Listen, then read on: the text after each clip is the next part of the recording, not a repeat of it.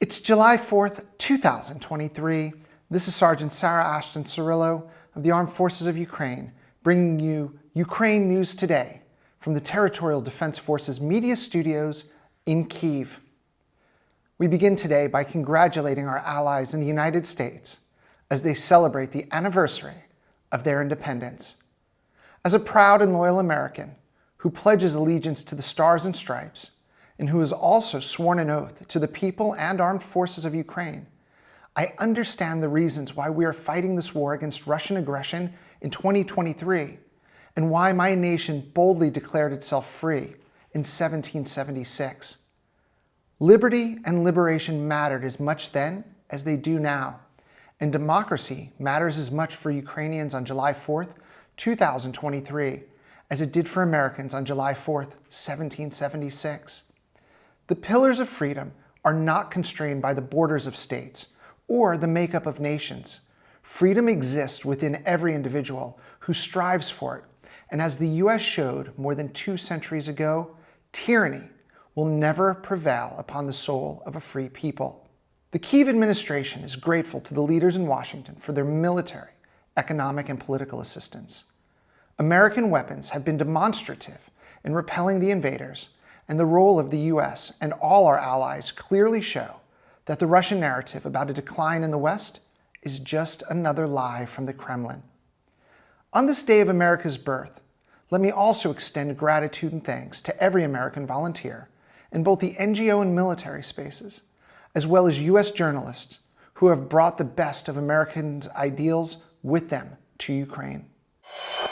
Moving to the front lines, intense fighting continues along multiple areas, including the Liman, Bakhmut, Avdiivka, and Marinka fronts.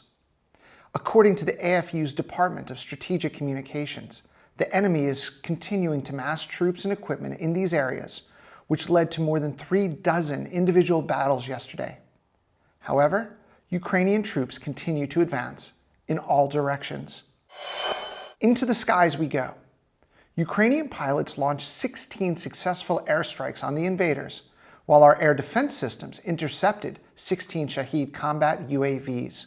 Meanwhile, the Russians continued to engage in war crimes and terrorism yesterday, as 56 airstrikes and 77 MLRS attacks led to civilian casualties across the east and north of Ukraine, along with significant destruction of non-military infrastructure. Russia is a terrorist state. In an interview that will be airing on CNN tomorrow, President Volodymyr Zelenskyy commented on Vladimir Putin's reaction to the Prigozhin mutiny, stating, quote, "It's weak," with Ukraine's president adding, "Putin doesn't control the situation in the regions." Additionally, the president reiterated his long-held goal for the armed forces of Ukraine to create a restoration of the nation's 1991 borders by making clear that as long as Crimea is under illegal occupation, the war against Russia will not be over. Yet again, we can repeat that Crimea is Ukraine. Additionally, we remind the world that we are fighting to liberate all of the temporary occupied areas of Ukraine. However, as long as the invaders remain on Ukrainian soil, discussions over peace are premature. We know the price of war, and this reality is why Ukrainian land will not be traded away to the enemy. Last week, we reported that Russian soldiers were taking over maternity hospitals. This week, they continue to violate international law by taking over multiple children's recreation areas across Luhansk Oblast, turning them into staging points for military hardware, along with triage areas for casualties.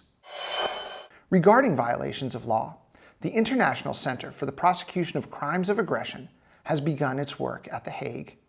Russia bears full responsibility for its crimes, which is why institutions such as the ICC, the ECHR, and the International Court of Justice have all undertaken their own investigations. The ICPA will work in conjunction with the ICC, as the mandate for prosecuting crimes of aggression are separate from the existing case of the Putin-ordered kidnapping of Ukrainian children. We end with fireworks from a variety of US weapons at work in Ukraine, including HIMARS and M777s.